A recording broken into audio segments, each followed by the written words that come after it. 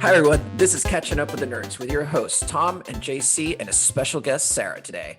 This is a podcast about two dads that are catching up on all the nerdy stuff we missed, sharing how we pass on our nerdy passions to our kids, and deep diving into nerd pop culture to make it more accessible for you, our listener. Welcome back. Hello. All righty, so does everyone want to do a round of intros today? Because we've got someone, we got our first guest, Tom. Like we actually convinced someone to join. Hello, thank you for having me. I'm very happy to be here. So Sarah, would you like to introduce yourself? You sure? Okay. So I'm Sarah Rawlings. I'm a writer for Anime UK News. Normally your intros you mentioned. So I'm happily married for 8 years, and I got a son who turns 2 later this year. Yeah. Awesome. Bumped me up a little bit. So you have just elevated this show substantially by actually having a profession that somehow ties into this, as opposed to us like weekend amateurs. So you just class the whole thing up so much more. All right, Tom, you want to go? Yep, my name's Tom. I'm 50% of the Catching Up with the Nerds podcast, but 100% French. See that? Yeah, I went there. I'm happily married to Ellie, who is my wife of now 20-something years. Well, no, we've known each other for 20 years, but married for about a few years. I need to check on my ring when we got married. I'll never forget. Never remember that. We got 2 kids, 4-year-old Louis, who is, I think, now confirmed crazy, and then a 11-year-old daughter, Emily, who is right now playing Spider-Man on PlayStation 5. Nice. Very nice. And I'm the other half of the podcast. This is JC. My full name is Juan Garay. I'm originally from Honduras, but lived in the UK for 10 years. And now I am a native to Portland, Oregon. I've got an amazing wife called Fiorella and 2 kids called Arabelle and Aiden. Aiden's 11 and was born 1 week before Emily. Yeah, so that's where Tom and I met. Not at labor, but shortly after. and I've got a little 5-year-old named Arabelle. And this is Catching Up with the Nerds, everyone. And for today's episode, we're going into a topic that we have wanted to get into pretty much since the first episode we cut. Like we knew this was going to be a topic, but we're just waiting to have someone that actually knew what they were talking about as opposed to us join us to talk about this. And we're going to talk about anime, and more specifically, what are our anime passions?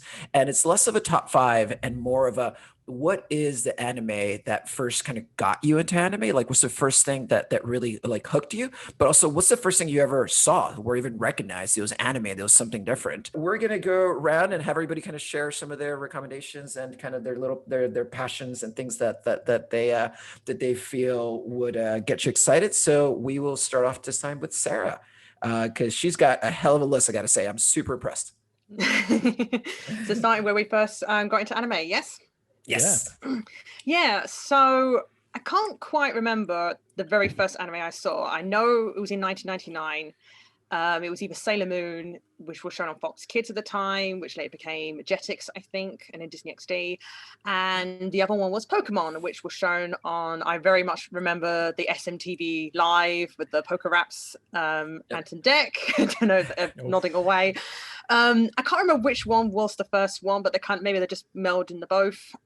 So Sailor Moon is a shoujo series of an ordinary girl, Usagi, or as she was called in the original English dub, Serena, who has a talking cat randomly come up to her and say, "You are meant to save the world. You are Sailor Moon. You've got the power to defeat evil." And she not only has her, but also has a bunch of friends who are also secretly, they call themselves Sailor Soldiers at the time. So there's a huge team of them. It's, I suppose, in a way, nowadays you would say it's a girl's version of Power Rangers. But at the time when Sailor Moon came out, it was very, very unique. It was aimed at mostly girls, but from what I understood, it appealed to both boys and girls because of not just the female dynamic, but also the action. And also how there was like all the 5 girls were very, very different personalities. You had Sagi, who was a bit more airheaded and clumsy. You had Ray, who was very hot-headed. You had Sailor Venus, who was very sporty, but also got lightheaded, but not as much as Sagi. But also, yes, that was shown back in the early days, I'm sure a lot of people who are into anime right now would know aware that a lot of anime back then was edited to be more kid friendly. Yeah. So Sailor Moon was heavily dubbed and had all new music. A lot of episodes were cut, but still it was something so different compared to other girly shows at the time, and it was a huge hit in the US, the UK, and I think in France as well. Yep. Basically, it was a global phenomenon, and it's still very loved today. There's still anime being made. They're still releasing well, not new manga, but they're reprinting the manga in like new collector's editions. It's very beloved even to this day. And the other anime, which I'm sure a lot of people in the audience know, as I said, Pokemon. Yes, people know from its video game, maybe the card series, but there was a huge anime boom that came out. It obviously was to advertise the video games. So Ash Ketchum is in a world where Pokemon are creatures that you can capture, you can raise, you can befriend, you can go in combat with. And it was just his journey to become the greatest Pokemon master. What exactly that entailed? Well, that's him going around the world, befriending all these Pokemon, battling other people, winning badges, as they were called, and tournaments and such, and also making friends along the way. And it's still running to this day. Pokemon has now got multiple, I think it's like 23 series now. The latest one called Pokemon Journeys. But yeah, those are the very, very first two that obviously back then, because you don't really know what anime is when you're a kid, you're like, you just know something's different about those two series. You know they're not like the other cartoons you've seen on air. So I think by then that was my first experience, and since that was back in 1999 in the UK, but the following year more came up, which increased my interest even more, which included Tenchi Muyo, Card Captors, or Card Captor Sakura was originally called, and Yu-Gi-Oh, which is another sort of card-driven sort of anime. Yeah. And yeah, so that was kind of my first introduction to anime way back when. So Sailor Moon is one that to me is very interesting because I never grew up watching Sailor Moon, but I've always found it fascinating when I hear people talk about it, that they always bring up, to your point, that the fact that both men and women connect with it, even though it was very much at the time kind of marketed towards young girls, right? But interestingly, I heard a lot of people in the LGBTQ community coming out going like, it was one of the first shows where we felt somewhat like an inkling of representation, because apparently in the non-edited versions there is a romance between the two girls. Like, is that the case? Yeah. We didn't really get it in the UK, unfortunately. We only got the very first two seasons, and they never showed the rest, which is very unfortunate. But in the US and in other countries they did show the others. But yeah, in the third season, which was called Sailor Moon S, they actually have a lesbian romance between the Sailor Senshi, so Sailor Uranus and Sailor Neptune. Haruka and Michiru was their normal names, and they're actually two of my favorite characters from the show. But it wasn't just the fact they were a lesbian couple, but showed that they battled evil together. They had a healthy relationship. They always hung out together, but they teased each other, but not too much to make it and they were just a very happy couple, and they were a couple from the moment they were introduced up into the end. There was no like drama of them splitting up or whatever. But when it was edited for the US audience way back when, they changed them to be cousins. Of course. Of course.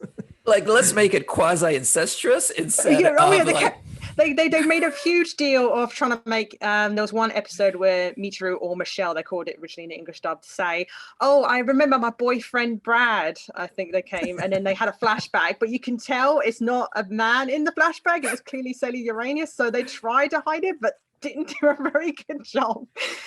But yeah, it wasn't, obviously that was the main I think where people, the very positive representation in that season. But also I think one of the things that people loved about it was in the original team, I think I touched on this very slightly earlier, is that each girl, they all had very unique personality traits, but it wasn't a case of they were all action and all boysy. They were also allowed to be feminine. They were allowed to like jewelry and makeup. They were allowed to like boys and other people. And Usagi in the original, as well as in the anime and the manga, and the anime, she has it hints that she might be bisexual.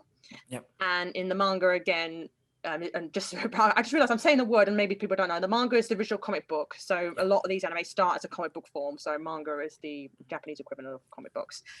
And yeah, and in the original it's hinted that she's bisexual, but also it's not afraid to be more sexual liberating, so she's allowed to express herself in that way without being demonized for it. So again, it's something that was very unique and liberating at the time. And a lot of shows since then have come since, as hinted, Sailor Moon has been a high inspiration for their productions today. See, to me, that it's so, because we talk a lot about like the context, like the cultural context and how influences media. Sean and I like to talk about that a lot, and it's interesting to hear how the edits have influenced, right? Because you think like, all right, maybe they might be editing for like things that culturally like don't translate, but these are all like universal truths, and like they felt the need to edit because it was the '80s, right? It was like the Reagan '80s, and this all this conservatism, right? And how the fact that that even snuck through, and it was a show, even though it snuck through and even though it's heavily edited, it still was, I felt, somewhat progressive for its time, because there was not a lot of like dynamics of women team ups, right? It was always like women were objectified, or women were like the prize to get or whatnot. There definitely weren't passing like the Bechdel test, right, at all. And this is kind of a show that really leans into that. And now we're seeing more representation these days. It's really cool to go back and look at like, no, we were actually getting it. It's just we weren't getting it from the mediums that we normally think of, like traditional like cartoon mediums instead of anime. And that's one of the things that I think to me is so fascinating about anime, is that it allows you to explore topics that normally aren't explored. It doesn't have to conform to like the normal formats of like nuclear family and and all these things that were happening in the 80s and 90s. It's like it actually broke that mold, which I've always loved about the medium. Yeah, so I suppose when Sailor Moon originally came out, like a lot of the girly sort of, like, example, the very, very first My Little Pony, just for example, there was barely any conflict. They were all about friendship, fashion, had to be very pink and girly, which, you know, if that's all you had back then, which it felt like at the time, then something like Sailor Moon was a breath of fresh air, something that allowed the girls to be not just that, but also kicking butts, taking names, able to save the world, they able to have relationships, able to have conflicts, they had arguments between each other, but also stayed friends afterwards, which is what happens in real life. It's not everything's perfect 100% of the time, which I think is why people are drawn so much to Sailor Moon, and the characters, they feel like real people you could be friends with. So yeah, I think that's I agree with you. Like a lot of anime back then, like that few that I mentioned before, like Card Captors, Tenchi Muyo, there's nothing like it on air when those two came out, and it was like something so new. And animation, you know from the visuals, it's something completely different to what you know before, but the stories they were telling, that's what catches you and makes you want to explore more from the genre. Great. So now let's go over to Tom and talk about your first anime experience. What you got, buddy? Right. So just to put it back in context, growing up in France with anime, because I mean, correct me if I'm wrong, Sarah, but France is sort of the second biggest market for anime and Japanese culture outside of Japan in terms of the sales and money. I don't know if maybe America it is much more. It's more huge over there. Yeah. Even today, like there's a lot of manga that gets translated in French like first, way before in English. Yeah. And so it's huge over in France. Because France has also a massive culture around like stuff like Asterix and Tintin, or all the comic books. So books are something that's culturally everywhere in France. There's a lot of festivals. There's a lot of Comic-Con like, but not for comics, just for actual books throughout France. There's a lot of people that are into their books and their written words. So we used to get a lot of anime straight out of Japan that were voiced in French. Pretty much before everyone else in Europe. I don't know in the world, but in Europe, that would like certainly the first country that would get stuff. So Fist of the North Star is the first thing I've ever seen on TV. That was, that was programmed for kids. Saturday morning, 9 a.m. Get in there, get yourself some. That is a way to start the day. Yeah. So that, I think the first episode that aired in France back in 88, maybe 89, but I didn't see my first episode before the 90s, early 90s, so I'd say 1991. So that would make me 10 years old. Again, totally not the correct crowd for that comic. So what was the Fist of the North Star? So the setup is you following this guy, huge, massive guy called, what was his name? Kenshiro. And you're in, actually funny enough, I think in mid 90s, early 90s, in the future, as it was written at the time. And it's a total wasteland. Everything, the entire planet was destroyed by a nuclear war. So there's obviously only people that are trying to survive and trying to make it into this world. So you're following Kenshiro, who's very much want to live in peace, but he's mixed in with a bunch of people that are trying to obviously survive around him. So they're trying to, rough him up a little bit at times.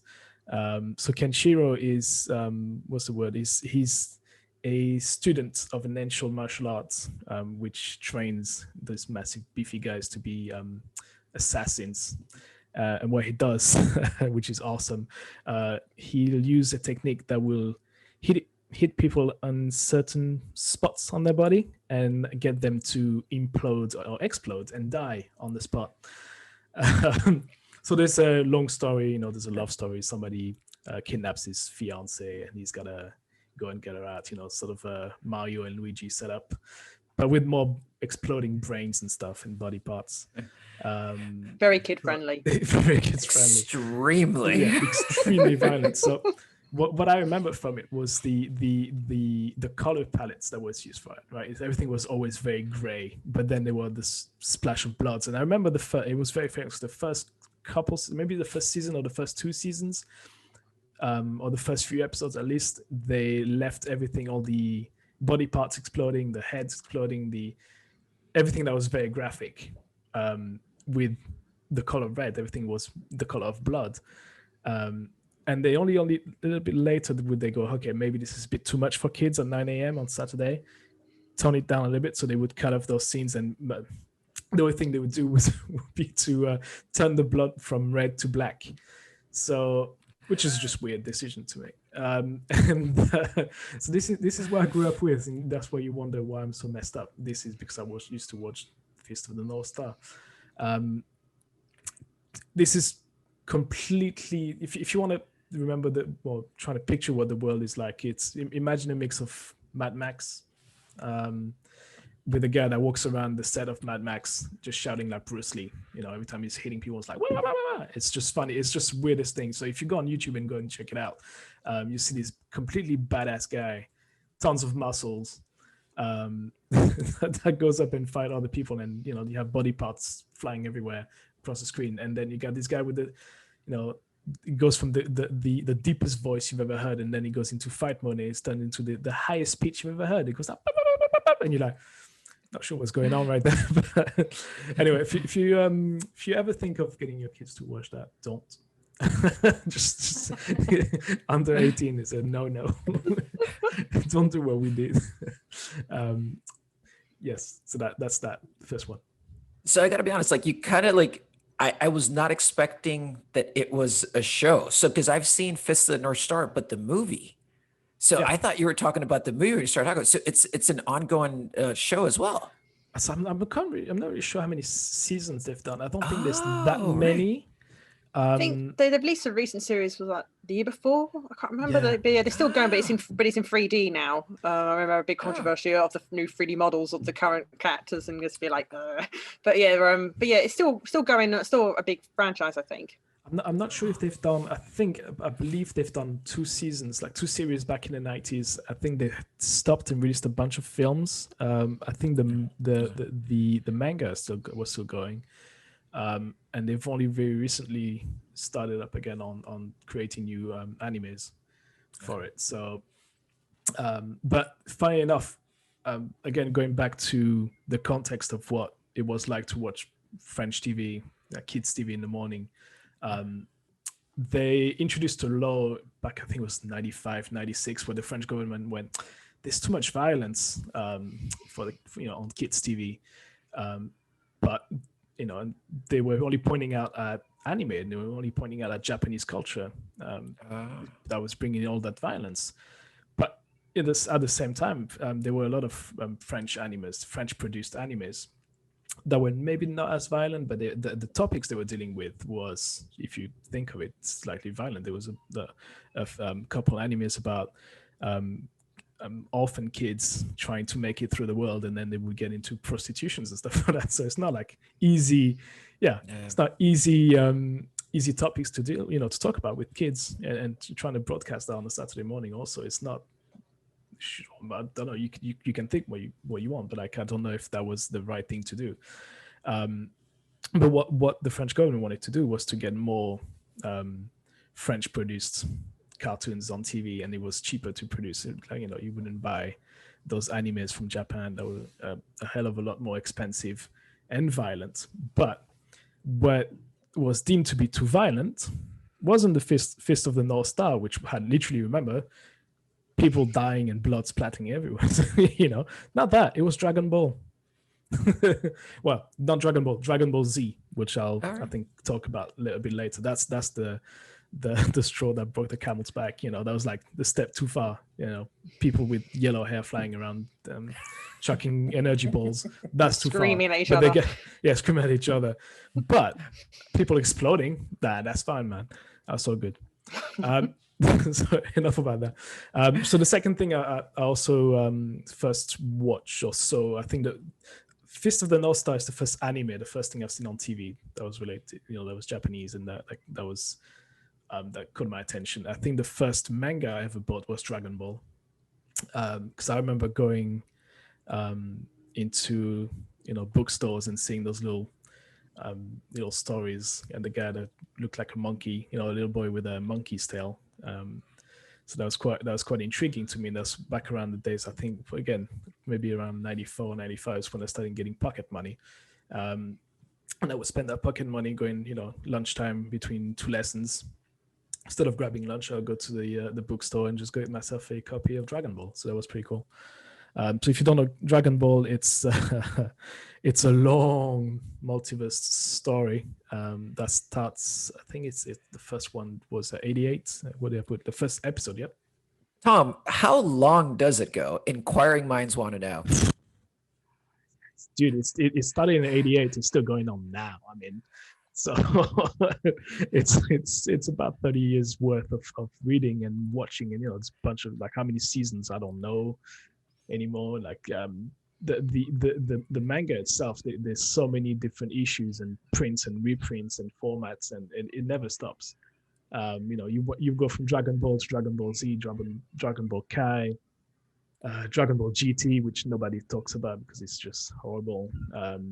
What else? Dragon Ball Super, Dragon Ball, all the movies that came out also, it never ends because there's so many declinations, different. It's a multiverse, so they can go in any way, in any directions they want to go to, right?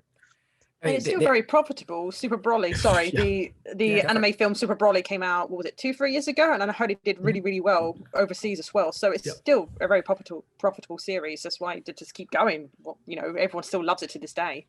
I was looking at sales number in France, but not movie or anything. Yes, just the books, just the manga. It's still going through the roofs. I mean, even myself, I'm getting the French versions of them delivered here in the UK. And they come out like 6 or 7 months before the English versions. So it's very profitable in France. They still sell out. Actually they do sell out when I go to the shops. When I do get home, sometimes it's not hard to find, but you've got to go and sometime phone ahead in stores and say, hey, can I get my copy reserved? So it's to put it in context for the audience, right? It's like, if you think about it in terms of like where's Western media, and we talk about things like The Simpsons that we feel has gone on for ages. Like, I believe this easily eclipses The Simpsons in terms of like sheer output and longevity. I don't think there are as many seasons as The Simpsons. I'm not sure about that, because I think there were a couple of breaks in between. They stopped a story arc, and then they took a break for 2 or 3 years, and then somebody else under the supervision of I think it's Toriyama. What's his name, Sarah? Do you know the creator of Dragon Ball? Oh god, my brain's gone blank. I can never remember his name, but I think under his supervision, he's this how should we call them, understudy. That have taken over his drawing style, and then the storylines as well, but he would give the green light for the story to be released. So it's quite interesting to see how it's working now. The guy's not drawing anything anymore Dragon Ball related, so he's now kicking back and sipping beers in Japan, just looking at making sure that everything still makes sense. Yep. So it's quite interesting. Just seeing his wallet grow. With anime, one of the things that also just kind of for kind of the broader context is that these franchises tend to go on for year after year for year. And to your point, is about the huge profitability behind them. They are actually legitimate money makers, and they get absorbed as soon as they come out. Yeah. And then you get things like, for example, I just find it fascinating, like in Western culture, we've got a couple of franchises we can hold up as far as longevity, right? Like The Simpsons, like Doctor Who, things that have gone on for quite a few years. But when you talk about like the Japanese culture, they can rail off easily 10 more without even thinking about it. Like you think about the legacy of Ultraman, the legacy of like Godzilla, like you look at Dragon Ball, we look at like Yu-Gi-Oh, like things that have gone on for absolute decades, right? And just like the sheer ability to produce for that long. And then the other part for anybody that's new to anime is that, and I only caught this from my son, funny enough, where like, whereas we talk about seasons in Western culture, in anime, you tend to talk about story arcs, right? It's like that really delineates, I feel, like the ongoing narrative a lot more than the particular season. Because sometimes seasons I notice will end in between arcs, and there's like some like that filler moment happening, right? So these things have had like multiple arcs, 30 years worth going, and yeah, it's one of those like absolute franchises that's a classic in anime. Like Dragon Ball, there's no way you can't get into anime and not have heard of it. Yep. His name Akira Toriyama. I don't know why I keep forgetting about this guy. There we go. Also the creator of Dragon's Quest on PlayStation. Well, actually, it's on. Isn't it just on PlayStation? I digress, but I think it's on multiple platforms. No, it's on Nintendo. Wrong, but yeah, Dragon Quest came out 2 years ago. There was Dragon Quest 8. That was highly rated. But yeah, that's another series that's going on to this day. Dragon Quest is basically, if any of our audience are gamers, is basically the equivalent of Final Fantasy over in obviously Final Fantasy is really popular in Japan as well, but Dragon Quest and Final Fantasy are kind of like rival franchises over there because they've both been on for so long. Right. Interesting. I'd not heard of that one, actually. Cool. Is there a game around that one? I feel like I've heard it more in the gaming world for some reason. What? Which one, Final Fantasy or Dragon Quest? Yeah, Dragon Quest. Yeah. It's a gaming franchise, but done by the same creator as Dragon Ball. Yeah. Okay, cool. Got it. Oh, cool. All right, guys. So let's move on to the last first anime experience of the day. So to give a little context, like my anime is a really old anime. And it's because in Honduras, we just didn't get a lot of anime. And funny enough, doing a little research behind this one, I finally understood why this was the first anime that I ever saw, but I'll come back to that. But basically, the first anime I ever saw was Mazinger Z, or as they call it in Japan, Majinga Zeto. And it is known as like the first anime where the robot, and it's a mech anime, right? So for anybody that's familiar, that mech animes are animes that hover around like some sort of robot that people control to go into battles, right? It's not like in the case of Fist of North Star, the actual person is a samurai or ninja or whatnot that actually has abilities. In this case, most people don't have abilities necessarily. It's more the case of like what they're actually able to build, and the robot has all the abilities. So this one is actually an anime that came out in 1972 and ran through 1974. It was the first anime where the person that was actually controlling the robot was inside the robot. Before that, all the robots were controlled externally. So this guy had like a little hovercraft that would like go into the robot's head, and then he could control the robot, right? So I started watching this like one of the local channels just had it on syndication, and it was actually even in Spanish. Like I didn't even get to see it in English until years later. And with this particular anime, one of the things that I absolutely loved about it is like it just has all the classic anime tropes in every single possible way. There's always like a goofy character off to the side, his sidekick. There's always like the female companion that's like there to fight along his side, but just occasionally gets brought in. They still weren't that progressive back then. Like she occasionally shows up for most, but doesn't always show up. And then of course, like we've got like the character that has something, like he's got his hero's quest like for himself. Right, that he has to go find something and whatnot. So in this one, like he mans a robot that has these abilities, and I'll come back to this in a second. The purpose of the show, the plot of it, is that there's this team of scientists, and they uncover like this island that has a bunch of robots that were built like in like the Bronze Era. So they realized that like previous civilizations actually had robot technology, but the world never knew. So then one of the scientists on the team kind of goes crazy over it and decides he's going to use those robots to take over the world, because there's really like hundreds of them stashed away. So then he kills all the other scientists. Only one scientist is left over, and then he goes off and then creates his own robot to fight these robots. And then, but he dies in the process of it, and he leaves it to his son, Koji Kabuto. And he's just like the protagonist throughout. Actually, not his son, his grandson. He's the protagonist throughout the story, and he basically has to take on the evil scientist that's left over with all these robots called Dr. Hell. So why do I find this like super like fascinating is because one, because it kind of was like a pivotal moment in like anime history in terms of like how robots were used, but also it's like this was in the 70s, and I probably watched this in like 1987, 88 or so. And when it was brought over, I managed to get the best version of it, not knowingly. So it was brought over to probably the States and probably the UK as Transer. Wait, let me get that right. Transer Z. They came up with like a different name for it. But in the version they brought over, they also made all the characters like American sounding. So it was no longer Koji Kabuto. Get this, it was Tommy Davis. Because Koji Kabuto equals Tommy Davis in some sort of weird, dumb world.